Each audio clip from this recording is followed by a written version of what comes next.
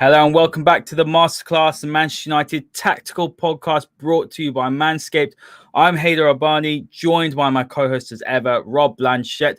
Rob, Manchester United have just crashed out of the EFL Cup or the Carabao Cup to Manchester City, a 2-0 defeat at home.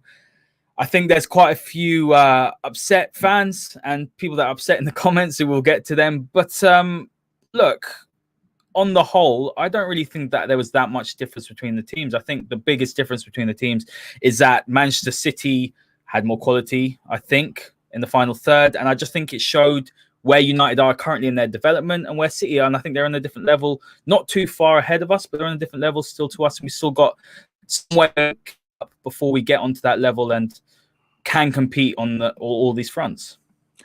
Yeah, hi to everyone out there today. Obviously disappointing to get knocked out of a cup in the semi-final again for the fourth time in a couple of seasons. But there is a big takeaway from this match. And the big takeaway is that where Manchester United were maybe 2 or 3 years ago, where they were light years behind this Manchester City setup, both from top to bottom, from the goalkeeper all the way through to their bench, to everything that they used to do when they were winning the title, the gap between us and them now is greatly reduced. Now, obviously, when you lose a cup game like this, it doesn't help fans out. Fans don't want to hear that kind of thing. But when you look at what we did today and how we set up tactically and how Manchester City set up tactically, you could see that the differentials on the pitch were nowhere near as large as maybe they were just a couple of seasons ago. We were going into these games against Manchester City so badly kind of weighted towards us losing and to us feeling inhibited and for us not being able to play any football at all and just playing counter-attack football against a Manchester City team that would be silky and would play through you. What we saw today was, De Bruyne got in his game, but there were plenty things happening there with Manchester City that United managed to nullify. And let's look at it, the 2 goals, a set piece and then a badly cleared corner. That's basically what it came down to at the end of the day. If United had some more cutting edge in the final third today and some better decision-making, I think they get shots off. I think they test the goalkeeper more. And I think this could be a very, very different result tonight. But you're out the cup. It is what it is. But ultimately, for me, 3 points in the league at Burnley are still much, much more important than this result. Well, before we talk about the selection, guys, thank you for all your comments. We really want to hear what you think. I know there's a lot of unhappy people, so tell us why. Don't tell us you're unhappy. I want to know why you're unhappy, what you're unhappy about, so that we can break it down for you guys. But we've got a comment here, Rob, from Ben. Another flat performance from us in a semi-final. We know it's not really about City, given how we played against them before. Disappointing. Let's talk about that semi-final sort of monkey on our back, because that is 4 semi-finals now. And I think it's very fair to sit here and think, United have got to take that next step and get into a final. It's really important. I know we had the discussion last week. For me, the Carabao Cup was really important. I think United had to win this. And I know we disagreed on this, but for me, United need to win silverware. It doesn't matter what it is. This side hasn't won anything under Ole Gunnar Solskjaer, and he hasn't won anything as United manager. So it was so important to win this. And I think it's very fair to question, why United aren't getting to that next step, not getting to the finals, not being able to have a chance to win these trophies. Will you tell me, Haider? Answer your question. Why United aren't doing it? Why have United fallen at 4? I don't think they have enough quality. They don't have enough quality right now. Yeah, and also there isn't really an answer to it. The problem is that they've been in 4 semi-finals and they've lost them all, and you can't really attach all 4 of them together because United were at different stages of their fitness, or whether they were favourites in the game or not, or wherever you are. Manchester City against Chelsea proved that they're still Manchester City at the end of the day. Yeah, so if we'd played them 6 weeks ago, we might have beaten them. But again, 6 weeks ago, United probably weren't in their development where they are at the moment. I think it's a very, very difficult thing to kind of answer questions that are just based in mythology in many ways, because you look at what United did tonight, and as we're saying, the takeaway is that the gap between the 2 teams has shrunk significantly. Now, to me, that's about coaching, that's about development, and that's about how you take 11 players and make them better within the system of your squad. So obviously we just brought up here the formations and how United set out today. When you kind of look at how United were playing midfield, we knew that they were going to play with Fred and McTominay, were going to go and do their spoiling work that they normally do. But when De Bruyne is that good, it's very difficult to spoil him. Yeah, so you can't get near him. He's just too good. He drops into pockets. He goes to the right. He goes to the left. He's just incredibly hard to track. So it depends what you do really on the front foot. Now, for me today, I didn't think Bruno was great. I didn't think Rashford was great. I think the decision making, both those two were off today. But overall, the shape of the team held for most of the game. I think there was a spell maybe in the first half where City had a good 10 or 15 minutes where they dominated, and United, it felt like that we might concede at that point. And I do think around the 2 goals, United was still probably on the front foot at those points. So the margins are so fine. It's not about, for me, about losing a 4th semi-final.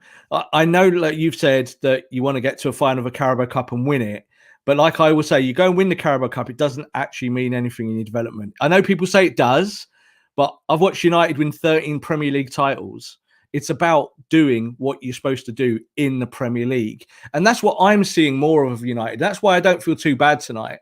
Because, yeah, you want United to win this game. There's no doubt about it. Once you're in the semi-finals, you want to win it. But Man City were better today. And because they were better, I feel okay about it. I think if United had not turned up or bottled it or showed that they're still very much way behind the development curve of where we expect them, not just Manchester City, but where United are within their own skin, then I might feel a little bit more jaded tonight. But I don't. I kind of feel that, as Gary Neville said at the end of the game there, it's really just a kind of blip. It's just a knock. You know, you've lost this game against a good City team. It's not, it's not catastrophic. It is the Carabao Cup.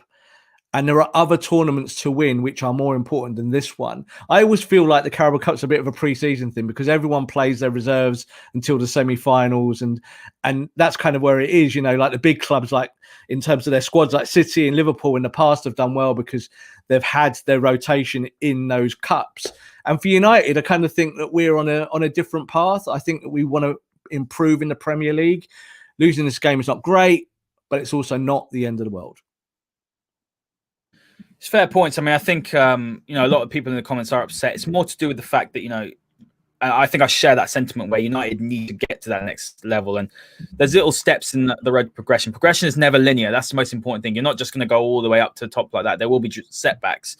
Last season for me, I looked at us 3 semi-finals. I wasn't one that sat there and thought, oh, wow, United have gotten to 3 semi-finals. That's fantastic. What great progress. Because for me, that was weak mentality and the squad was weak. And now I really think we missed Cavani, someone like that, to come off the bench. We didn't have many options. You look at it. Oli made the change, brought Van de Beek on late, didn't he? He obviously brought Mason on, but there wasn't really much more that he could have done. You got 5 substitutes, and I just think you look at City's bench, and I know they had a lot of injuries, but they have more quality. But let's talk about the Lindelof and Maguire partnership, because there's a lot of comments here. So I'm going to read a few out, Rob, before we go into it.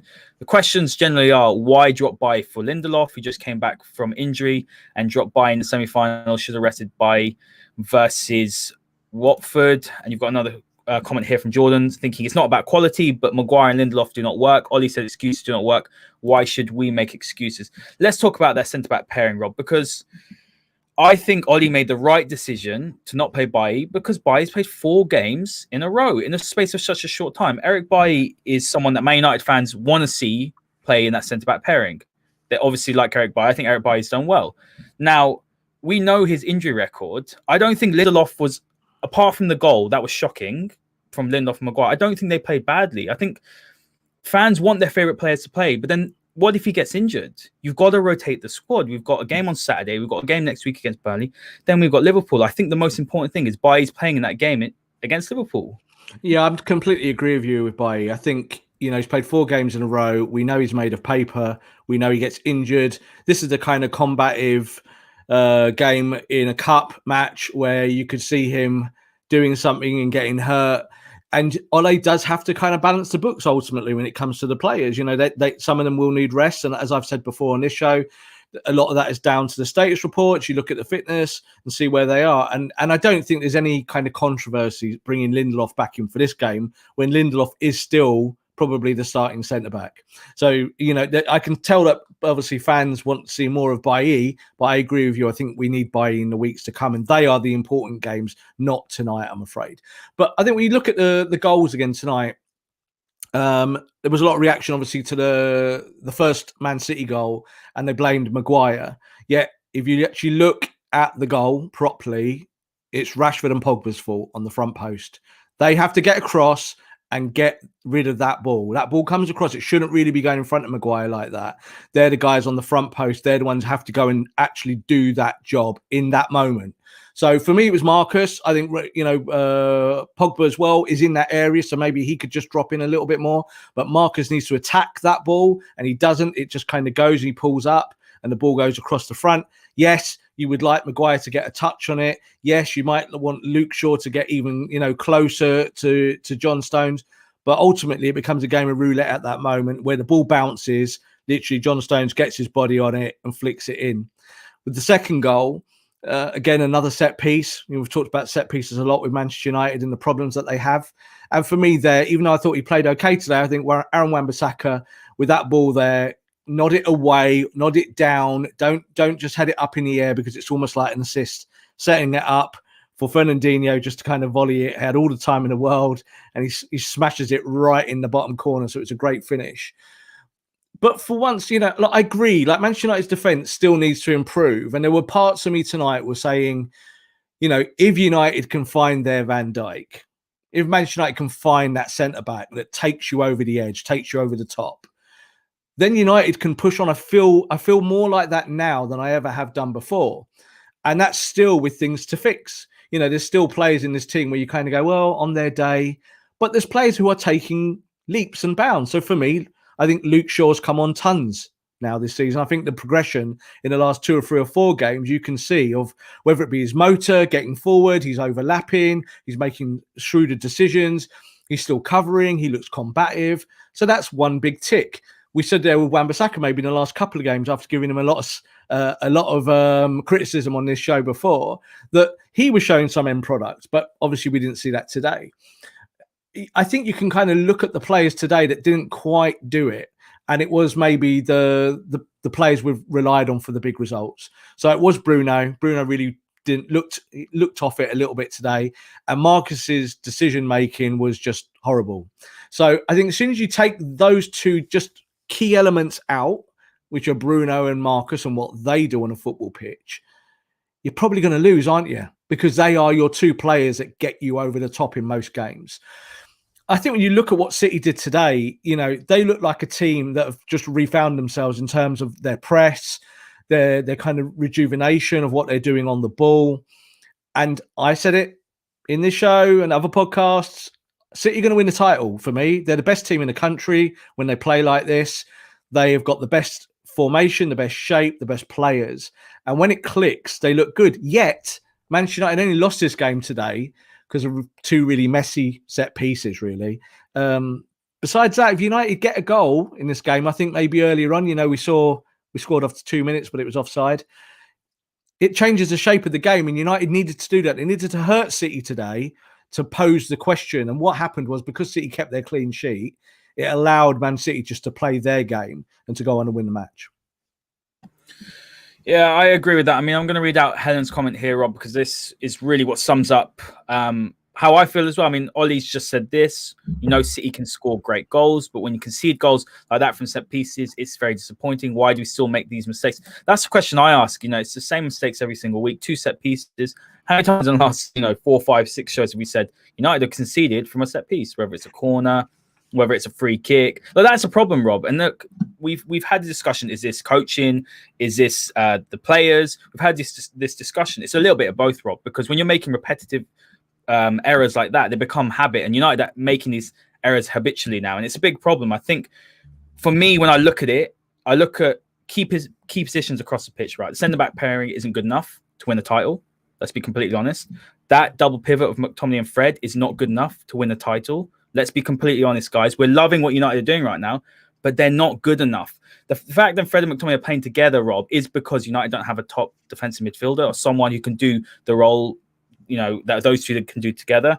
I think when you're looking up the pitch, I think we do well in the sort of, I would say, attacking midfield area. I think the wingers are fine. Maybe we can bring in someone like Sancho, but looking at the fullbacks as well, they're not good enough to win the title going forward. We've had this discussion. So when you actually put all these things together, we are still a work in progress. So I think people just need to maybe take a step back and assess that. We'd love to win a trophy. I'm not saying we don't. I'm just as upset as anyone else.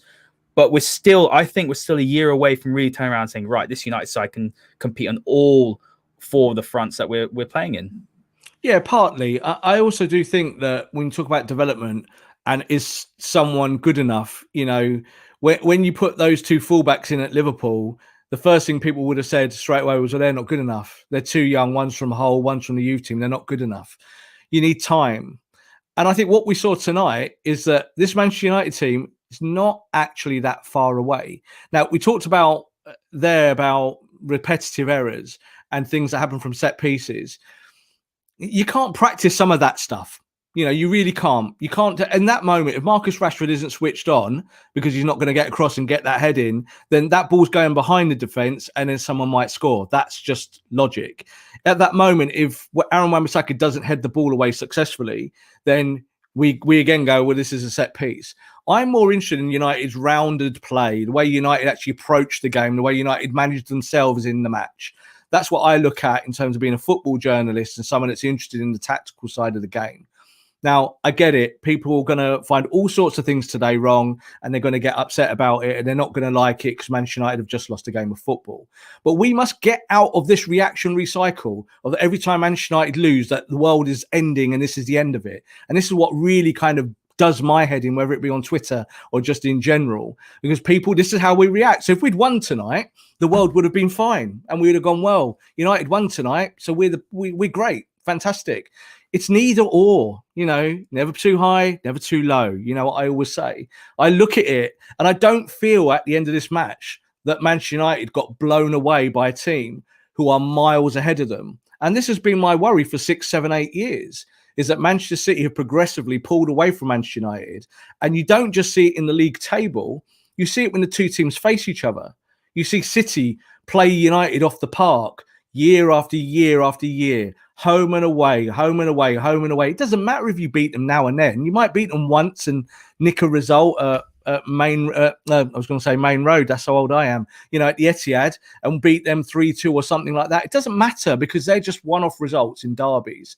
But it's more about looking at the tactics and the coaching and the setup.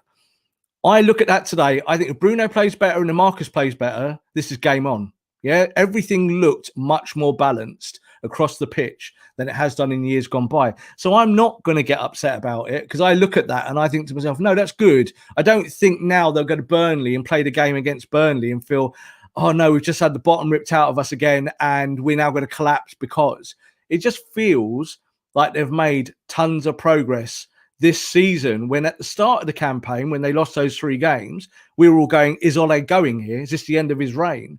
Doesn't feel like that to me. I know what you're saying about pairings. I agree with you. I think that United might need 1, 2, maybe 3 to come into the core eventually. I always say you buy players, don't you, to improve your squad. But I think I see things that are progress. And tonight, it was just a little bit too short. If they just had a bit more creativity, they could have got over the line in this one. Yeah, I agree. We're going to address the offside. I think we should talk about the going offside a lot, Rob, because there's a lot of questions about that. So I'll address that a little bit later, but I want to talk about that gap because I think that's important. So Hennes has got a comment here or a question, but isn't this a reality check? It shows we're not at the level yet. I think the biggest thing, right, is that we, as Rob says, don't get high, don't get too high, don't get too low. I think as fans, we've got a little bit excited where we are at the table right now, and it's a great achievement where we are. And, after 7 years of not being anywhere near a title race at this stage, and it's still so early to say, but not being where we feel like we want to be and where we used to be, it's difficult for fans. Look, we're all fans here and we found it difficult, but United are now in a position. I don't think United are as good as what we're seeing, what the table's showing. And I don't think United are as bad as what people are saying tonight. I think it's always somewhere in the middle. When I look at it, we've achieved nothing. This is the other thing. We're in a title race. just because we are, right? Just because we've won games and we are where we are in the table. If you look at the table and feel that that is always just a responsiveness of where the football club is, then you're wrong, because it's more about attitude every week and how you go about your business and how you work through it. And can the team actually pass the football? Well, now I'm kind of leaning towards, yes, we can actually pass the football. It wasn't that long ago, start the season, we say United can't pass the ball along a strip of grass. So I don't feel high about United being at the top of the table. And lots of people were tweeting me last week going, oh, Rob's not high about United being, 1 point off the top or joint with Liverpool at that stage. And I'm kind of going, no, it's just because the best is still to come. That's what you have to wait for. You have to say to the team, the challenge is there now. You've put yourself in a good position after 15 games. Now your job not to go and mess it up. So you look at the League Cup. To me, the League Cup doesn't register because it's not the ultimate ambition of Manchester United. The ultimate ambition is to become the best in England again and to become one of the best in Europe. Winning the League Cup doesn't get you any closer to that. So I know that I might sound like a Debbie Downer on all those things, unfortunately. But for me, it is more about where does this team stand against the other teams around them. Today, we're not that far off Manchester City. And a year ago, I would never have said anything like that. I'd have said we're miles behind them still. Yet, if United go and find their next Bruno Fernandes in the transfer market, whether it be January or the year after that, I think this Man United team will be pretty close to the City team and close to that Liverpool team when they lose Mohamed Salah at the end of the season. Yeah, he's gone, isn't he? I mean, I can very much expect him to go. But Rob, let's talk about, because there are a few comments here. Jordan's got one saying, but our creativity was holding us back by a defensive approach. And some people are disagreeing with that. We weren't defensive today, though. We weren't defensive at all. Today. I don't think we were defensive. It's a crazy assertion. We were not defensive today. We were progressive. We played through the line. So it was just that we were not creative enough. I think in that final third, there was that ball that Bruno played to Marcus on the outside of his right foot. And really what he should have done is just driven it, because there would have been 2-on-1 and they could have obviously picked the lock then. But Bruno tried to play a kind of beautiful, sweet, poetic ball through the gap, and he didn't need to. So for me, it was about decision making. I don't think we were defensive today. I thought, playing that 4-2-3-1 at times when it goes to that system, that's very natural for Ole's tactics. He plays that a lot, whether it's on the front foot or on the back. I think when we're looking at it, I mean, let's talk about coaching a little bit, because I think what you saw United today against a side probably who are one of the best coached in Europe, Rob, I think we can't dispute that. And Pep Guardiola is one of the best. I mean, they're absolutely fantastic. And I think a lot of people have been sleeping on City. We know they've had a difficult, slowest start to the season. I mean, defensively, they've been fantastic. I thought Ruben Diaz was absolutely outstanding today. I think he's been the best centre-back in the league since he joined. I don't know why United weren't looking at a player like that, Rob. I really don't. There's two defenders at City. Aymeric Laporte and Ruben Diaz are two players United should have been looking at, or at least been considering, because, look, you've seen what Diaz has done. He's got eight centre-backs in the squad. That's why they didn't. Yeah, but I think United have obviously shown that they're not the greatest at buying centre-backs. I mean, I don't think any of our centre-backs are on the level of Diaz. Not the greatest at buying players, Haider. Yeah, not the greatest. And that's a big problem. The recruitment's been crap for 8 years. So we are now in a 2-year cycle with Ole, where Ole's recruitment has been supremely better. So I do think that we might get to a stage where we go, right now we have to go and buy centre-back. I think that's the way it is. But I don't think we lose today's game because of our centre-backs. It wasn't about the centre-backs today. They managed the City attack pretty well, and all the City's play was really in front of the penalty box, because as a whole, Maguire and Lindelof did okay today. They weren't fantastic, but they didn't really have to kind of chase too much either. They just play position. So again, it's one of those hard things to say, that when we sit here and we say, all right, we need a centre-back to become better, but then every week we are also saying, oh, but the centre-backs have played well this week. So it's hard, isn't it? Because you kind of go, well, if they've played well, like in this game, I don't think you can look at the centre-backs and blame them for the goals. Yes, like I said, you might want Maguire to get a touch there, but that's not about his all-round centre-back play. That's just the moment. In that moment, what do you do to make that stop?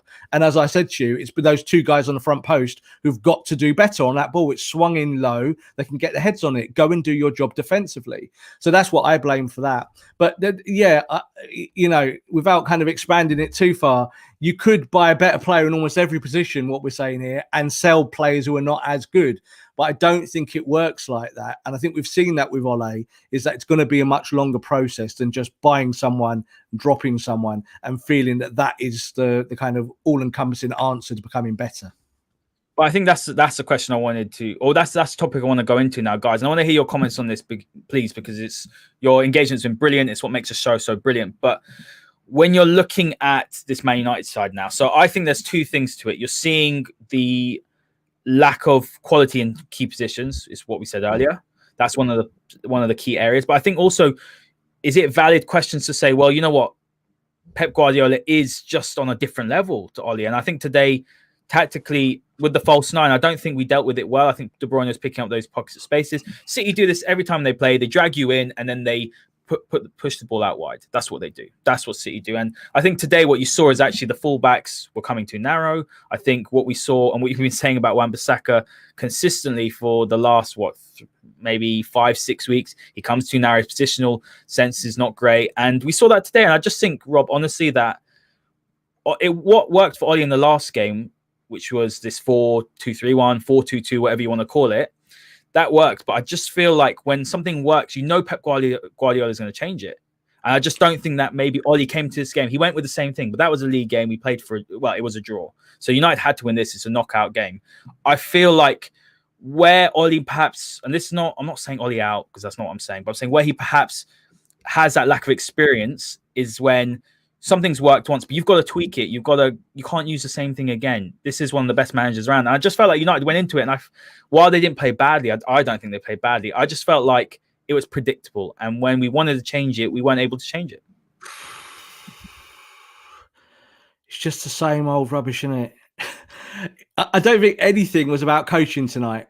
I really don't. It wasn't about who out-coached someone tonight. It was punch and counter-punch and who had the better moments. That's all it really came down to. Like I'm saying, Rush shows that he can stay on side, and we'll talk about that in a minute. Then United might win this game. Do we then talk about coaching?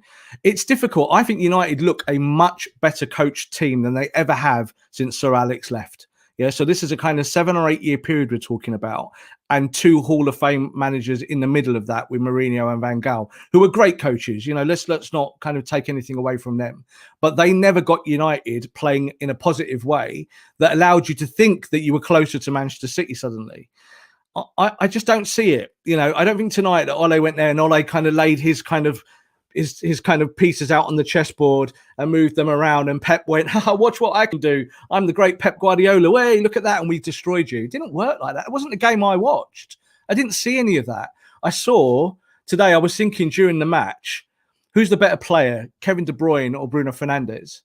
And I will say, hand on my heart, the better player is Kevin De Bruyne by miles, because Kevin De Bruyne just needs to sit in the middle of the park and he can conduct the orchestra. Bruno has to work really, really hard to get the chances he gets. Bruno has to work like a dog, and he worked like a dog again today. And I think that's partly why he makes errors sometimes, because I think if I ran around like him, I don't know if I would have the stamina to make the perfect pass every time. So when you look at that and you have those pieces, we're not even talking about someone like Raheem Sterling today, who is still a top player. He might not be at the top of his form, but Raheem Sterling would walk into Manchester United's team in general if he was on form week to week to week. You just talked about Diaz, who came into the league. He was a bit of a left field signing in terms of what Guardiola wanted. But you now see this kind of pairing of Diaz and Stones, which is completely crazy. No one would have ever thought that Laporte wouldn't be able to break these two up. So I don't think it's about coaching. I didn't see anything tonight that made me think, oh, do you know what? Ole's team selection was just rigid and it looked wrong. It didn't work. No, I don't think so as well. But I think there's valid questions to. But it's ask. A narrative, isn't it, Haider? You're right to ask the question, but it's still a narrative, and that's why I went, because it just sounds like the same thing we hear all the time. If you win, you're a genius, and if you lose, you're terrible. And it's neither are true. So I looked at it tonight, and Ole's right. If you give City 2 goals like you did today, you deserve to lose, and they were the better team. But it's such fine margins. It wasn't like watching City versus Chelsea, was it? Did you watch City Chelsea the other day? Yeah, that was and it looked like men against boys. It looked like men against boys, and that looked like a coach who was miles ahead of the other coach. I didn't feel that today, and I'm not saying that being pro Ole or anything. I think United set up well. I think they executed the game plan pretty well. What they didn't do was just creating that final third when you needed some magic. I thought Martial was a little bit off today as well in terms of he didn't really get the service, but he didn't really have the magic either. He looked a little bit slow. And I agree with what you said about Cavani. I think if you had Cavani in this game, he was kind of perfect tactically for this today, just to kind of play on the last man and give John Stones some proper number 9 problems. Yeah, and when you take that option out the team, which is where we are with the suspension that he got, that's how it is. You can't magically change those things with injuries or with a loss of form or suspensions. All of those things just hurt you impactfully when you want to change stuff. I like the shape. I like the tactics. I like the way United played City all the way for 90 minutes. At 90 minutes, United was still chasing the game. United was still trying to find a way back into the match. And in years gone by, 75th minute, this game was dead against Man City. They'd pass it around the back for 15 minutes and we'd sit there crying, going... I honestly, Rob, though, as soon as the goal went in for City, I'll be completely honest with you. When City scored the first one, I thought United aren't getting back in this. I thought we were blunt. I'm going to read out this comment, Rob, because I think it's a fair one. It's obviously disagreeing with maybe how you feel. So Soko saying here, I think we're giving City way too much credit for tonight. I agree they were brilliant on the ball, but they really didn't create anything from open play. If our attackers did better, we would have won. Do you not think? I mean, this is my point of view. I think that people are thinking this is a City that we played the other week. Mate, well, how long ago was it? 2-3 weeks ago? They're a different side right now. I honestly think people need to maybe watch them a little bit more, because then they're full of confidence now. And I said after they beat Chelsea 3-0, I'm like, right, they're back in this title race. They're going to be coming up the table. They're creeping up. And I just think they're starting to hit a bit of form. And I think we all came into this game like, United are going to win this easy. I saw this on Twitter a lot. United are going to win this easy. And I thought United would win 2-1 personally. So I was a little bit disappointed in that respect. But I was not taking City easily, because I know they haven't really hit the stride that we expect from them, but they're packed with quality, Rob. And I do think that perhaps maybe some fans expected to win quite easily, that now obviously it's such a disappointment. It feels like a massive uproar. And I'm not sure if you agree with that, but that's kind of how I'm seeing the situation right now. I think it's difficult, because I think we are, like, this show's about analysis, isn't it? That's why we do the masterclass, to analyze stuff. And sometimes you can over-analyze things and overthink things and become paranoid within your own skin about how football works. And sometimes you just have to simplify it and kind of rein it all back in. Now, looking at Manchester City, they were my tip on day one of the Premier League. I tipped them, and I still tip them. And the reason why I still tip them is the Premier League is a long, long campaign. It takes a lot of time. Sometimes it takes you time to kind of get up to your best. But the whole idea is that if you get to 15, 16, 17 games in, if you're kind of 6, 7, 8, 9, 10 points within the top, then the title could be yours if you click. I said last week on another podcast that I think City are one of the only teams in the league that can maybe go and win 15 straight in the Premier League. I don't think Manchester United are one of those teams. I don't think Manchester United are as good as Manchester City, and I don't think Manchester United are as good as Liverpool. And that is where we stand today. So everything is about incremental gain, slowly but surely, position for position, trying to find ways of being better within your own skin and not thinking about opponents. And I think today United went out there to win the game. I think, if United score in that second minute and whatever it was, kind of very early on, it forces City to do something different. Instead, what we saw was City played well on the front foot during that spell. And I think overall, like we're saying there, do we give City too much credit? I can't give them credit enough. They're one of the best teams in the world. I don't care what people say. They might not be as good as they were. They're still one of the best teams in the world. They've still got Kevin De Bruyne. They've still got Sterling. They've still got Mahrez. They've still got Aguero sat on the bench with Jesus. They've bought a really good centre-back. Cancelo is showing that he's a really good fullback. They've got fantastic player. They've got top players in all their positions, and they are much more of a finished product than Manchester United. Forget their form in terms of Man City. Forget where they have been in the last few weeks. Think about what they are and where they are in their development. And in their development, they're miles ahead of United. We know this. But the difference is on the football pitch now, 11 versus 11, when they're together like that, it doesn't look as awful as it has done for 7 years. And I've watched those games. I've been there and gone, I still remember, I said it, I think in our masterclass for the Man City draw, the 0-0 draw. I remember Kevin De Bruyne getting the ball in the halfway line and running in a straight line towards David De Gea and just walking through our team. And our team kind of like the parting of the kind of Dead Sea moving across and him just running down in a straight line. And those were dark days. I remember walking out of Old Trafford going, we are so far behind this team. They are miles ahead of us. Now we are not miles ahead. We're still a heartbeat behind them, definitely. They do have that development. And obviously the real challenge for Ole is to now go and find those one or two players that get you that bit closer. And it's like Liverpool. Yeah, well, Liverpool were like this with City when Liverpool weren't winning the title. When they didn't have Van Dijk and didn't have Alisson, they were saying the same things we're saying today. They were going, we're getting closer, but we need 2 or 3 players just to get us within punching distance when we're kind of really like throwing those right hooks. United are there now. They weren't there a year ago when we were talking about 3 semi-finals last year. Those 3 semi-finals don't matter now. They've gone because this team has moved on. I think this team is better than the team that ended last season. And I think it's better than the team that started this season. There's been improvements across the board. But it is slow, and you have to accept that it's slow and then find those players that get you over the edge. And like when Liverpool got Van Dijk and when Liverpool got Alisson, they got there very quickly. They were there instantaneously. Suddenly they're winning a European Cup from coming 4th or 5th in the Premier League before, and people saying, "Oh, are they even going to get in the top 4?" They win the Champions League. The next year no one gets near them in the Premier League, and I feel that is how football teams develop. It takes time. But I'm more high on United's setup now than I have been for a very long time because I see tangible development within the players and within the tactics. And that's why I asked the question, Rob, regarding coaching, because what you're saying here is that, right, United have got a side that's developing, but to get to that next level, they have to bring in quality.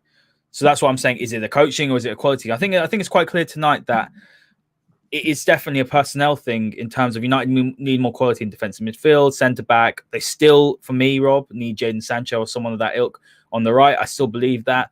And I think we just need to look. I'm someone who has been impatient, but I do genuinely think tonight I think there's a big overreaction because we expected to win. And that shows a shift in mentality. Years ago, think about last season, Rob, we played City in the League Cup. No one expected to go through. Do you remember?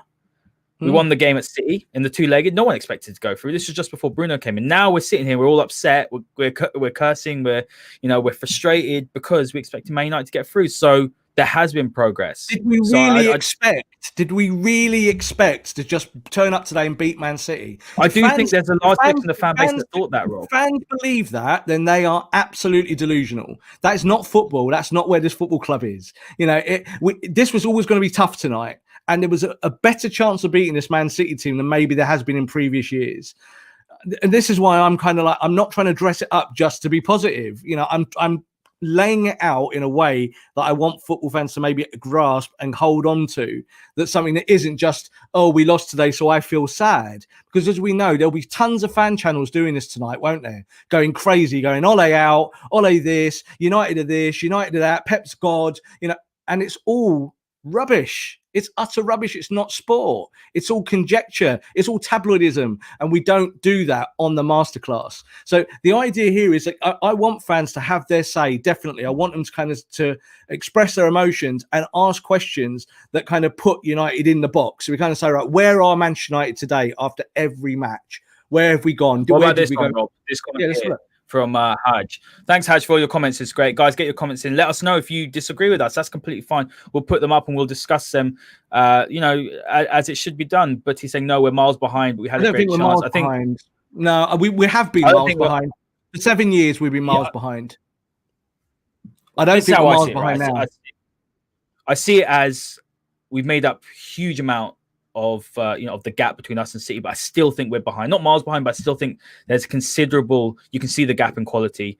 You can see that's a side that's won 2 Premier League titles, multiple League Cups, FA Cups. They've won the lot domestically. I just think that we are behind them, maybe a couple of years behind them, and I just think that unless we invest in quality players. That gap will still be there, Rob, and that's the important thing. We know that. That will change. Nothing tonight changes that. Nothing tonight says that United don't need to buy players. We absolutely know that Manchester United, over a period of a course of 1, 2, 3, 4, 5 years, and forevermore, because that's what football is now, you have to go and buy players to make you better, don't you? But you've also got to find ways within your team and your system to win matches. And this season, United have done that. So if you discount this result, that's why I say, Haider, it's kind of pointless saying, well, we lost 4 semi-finals, so that must mean something. So let's find a reason for that. Well, there is no reason for that. You lost 4 matches and you probably deserve to lose all 4 of them. So that's football, that's sport. That's how it works. If you don't turn up on the day for whatever reason, you get punished. I don't think today was about United, say, not turning up. I've read some of the comments up here and a lot of people kind of saying, oh, United, just didn't look at it today. And I think that, in the final third, 1 or 2 extra passes, we're in, aren't we? We score a goal, it changes the dynamic of the game. And United didn't feel like they had that zip in the final third today. So you have to lay it at the forwards' feet, don't you? You have to say, what did Bruno do today? What did Marcus do? What did Anthony Martial do? But all of their kind of playing, the record this season has been pretty good. That's why we are where we are in the league table, even though, like I said, I don't look at it.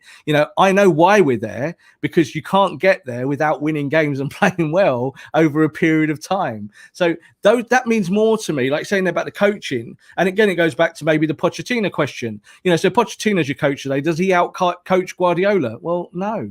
He doesn't. He might be a better coach in the long term, and that might get you where you want to be. But I don't think that that's the question with Ole anymore. I think that the systems and all are pretty smart and they're pretty strong, and United play good football. We're an attacking team. I thought we tried to attack tonight without much purpose in the final third. It wasn't like tonight was low block Mourinho, 8 at the back, let's soak it up, let's kind of stifle De Bruyne and maybe get 1 counter attack and win the game, which we have done in the past. It wasn't that. It felt more progressive. Read out a few comments, Rob, before we talk about Rashford's offsides, which was quite frustrating today. The One United podcast, 1 mistake, 1 wonder strike. We weren't outplayed by any means. Frustrating, but not the end of the world. 100%. And GAH Cameron saying here, the table at the end of the season will help indicate how much we have closed the 100%. Gap. So, Rob, let's talk about the offsides. I know Monitoring FC asked this question very early on, so let's talk about it. Rashford was offside quite a lot today. It's very, very frustrating. He's asking, and I think a lot of fans probably are asking, why is he doing this? Like, is it a composure thing? Is it a coaching thing? Is it because he's playing on the right and he's not used to playing on the right? He's more comfortable on the left. What is it that's Rashford? Why is Rashford doing this? Is his decision making? Because that's something that's been brought up as well. I mean, for me, look, it's frustrating, but I just think it's just one of those things. I mean, I just don't think. I think he just needs to trust his pace. That's it. There's nothing more to it, really. I just don't think it's a lot of people getting so upset about it, but it's just one of those things, really. And Andy Cole was born offside. Yeah, Andy Cole had a pretty good Man United career, didn't he? It's one of those things. Players who play on the edge get caught offside, and what you have to learn is that, yes, I am lightning fast, so I just arc my run a little bit more, and that takes time. Now, you're not telling me that Ole Gunnar Solskjaer ain't coaching him how to be not a last man striker, as he was one of the best ever at Man United, coming off the bench and being able to break lines. So I don't think it's that issue. It's not a coaching issue. Again, it's an intangible. You have to say to Marcus that he has to look after himself in those moments. And yeah, he's caught offside 2 or 3 times, and there's been plenty of times this season where his decision making has been flawed, but he has to improve that. But it's not a reason to kind of suddenly say, well, yeah, it's not working, so we do something else. It isn't. It's just a case of progress. Take it slowly. Marcus will watch the tape. Yeah, after games they get tape. They sit and watch it together. They find reasons and rhymes, and they say, why did things happen? And Ole will be saying that to all his attack. He'll be saying, you just rushed it a little bit too much. You either play that pass, hold your line, and then you're in. And that was your mistake tonight. And if you solve that mistake, you probably win the game. That's how thin this margin is. And yet, when you lose a game, the big lateral questions come up, don't they?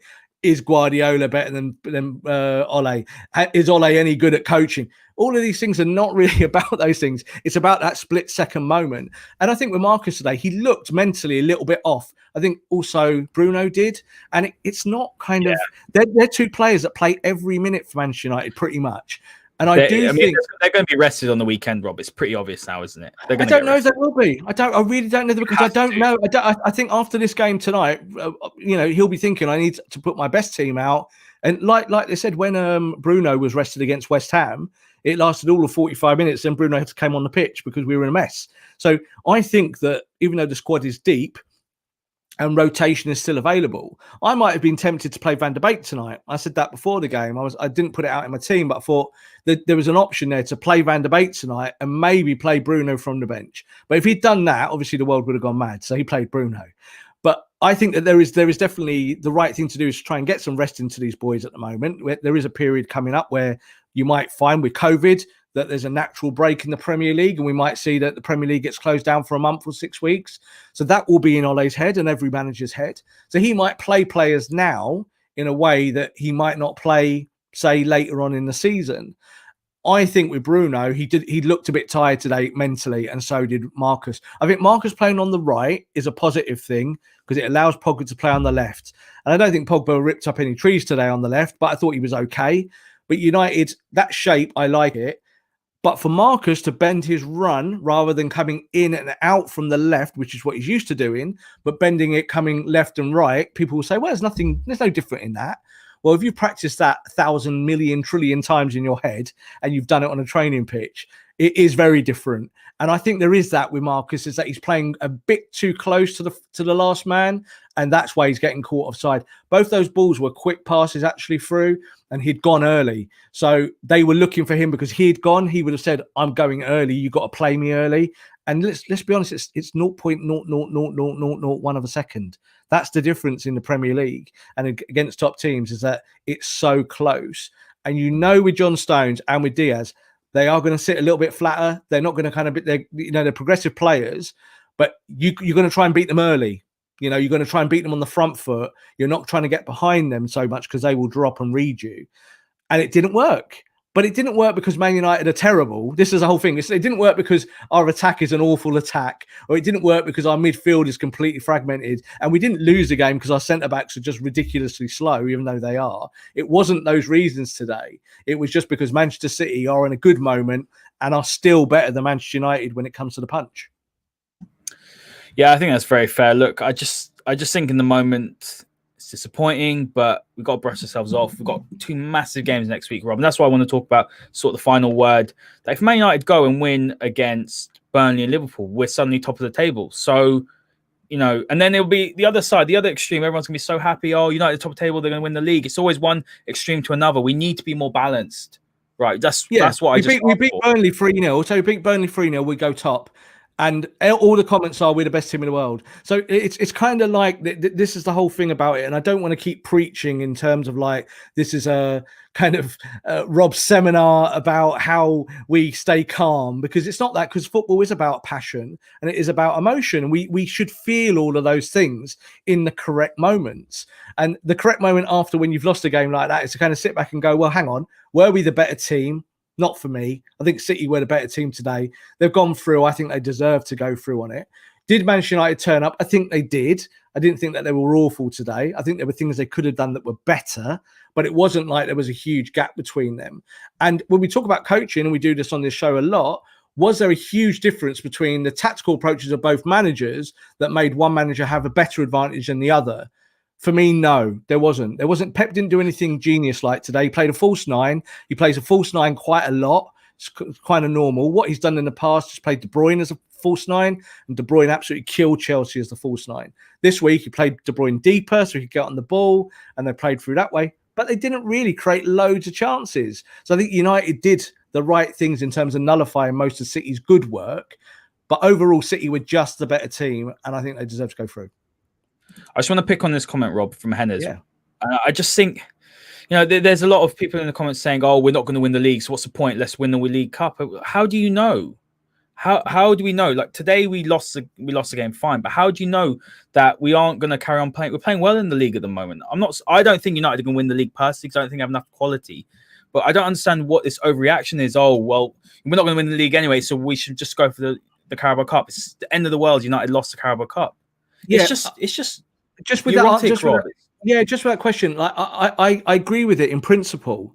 So this is why Manchester United sacked Louis van Gaal and sacked Jose Mourinho, and we'll forget about David Moyes because he was just a terrible, terrible mistake. If you believe as a board or as a chairman that your manager won't take you to the level that you want to be at, and we know that Manchester United want to win trophies, Manchester United want to win the Premier League. If you do not believe that, then you sack them.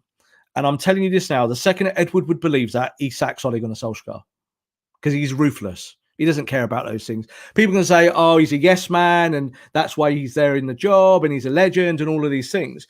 Well, I'm sorry, his record over the last 12 months does not show any of that stuff. He's not in the job because of lip service. He's in the job because he's actually got results. Not always when you want them, but overall, Manchester United, I keep the same stat every week about being the same amount of points as Liverpool over 12 months.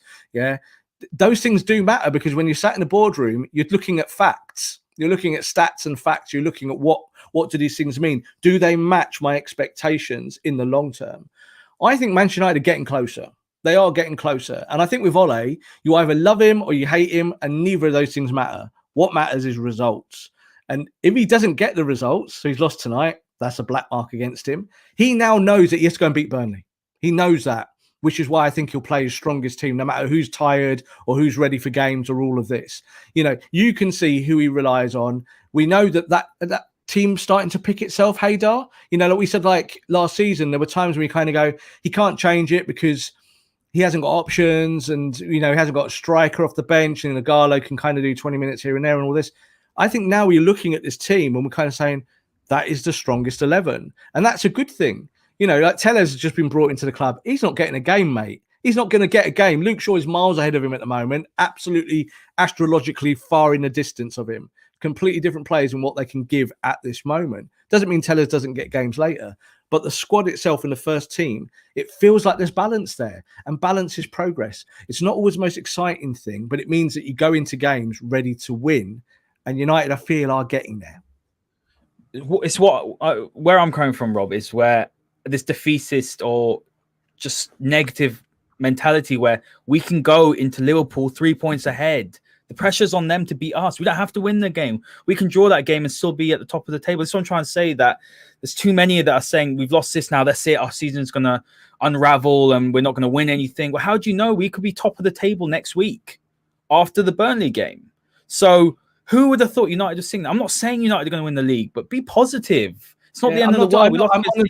I'm honestly not doing the whole fan channel thing. I've said to people this, and I'll say it on this show now. I've said this to the. Now I'm talking about the commenters and people obviously saying it out loud. You know, this is not the show for you if you want to cry about Manchester United in terms of your emotions. Yeah, this is about tactics. This is about setups. This is about how the club is moving, because what we said about doing the masterclass is that there is this huge gap to talk about these things, because most of the fan channels will just cry. Like if you win, you're happy. And if you lose, you're sad. It's like boo-hoo or hooray. We are somewhere in the middle. Some weeks we'll win a game and I'll sit here and say we were crap. Yeah, I'll sit here and say we weren't good enough. And there'll be other weeks when we kind of lose a match and I'll say, do you know, it's probably the best United played for 6 weeks. Because these are facts. This is kind of how we are. We try to work with things that are much more factual than just emotions. You go and be emotional, go on Twitter, cry about the results, be upset, slam your pint down on the table and be, sad for 24 hours or whatnot. Put it away, get ready for the next game. The next game is always the most important. It's not great that you got knocked out of a cup in the semi-final. No one feels great about that. But I tell you what, you beat Burnley, everyone's forgotten it. It's gone. You let it go. This is my point. Rob, we've sat on this podcast many times and I've turned around openly and said, I want it. Pochettino. Pochettino's God. I still have some doubts about the long-term suitability, whether Ole Gunnar Solskjaer can win the title here. But when you're going into next week and you could be top of the table going to the champions 3 points ahead, I'm sorry, if you're complaining and getting really upset about this result today, then I'm sorry, that's just an overreaction. That's the way I see it. And I think that we should just temper it a little bit. Everyone could be upset. I mean, I'm disappointed with today. I think United didn't play the way I wanted them to, but you've got to look at things in the grand scheme of things.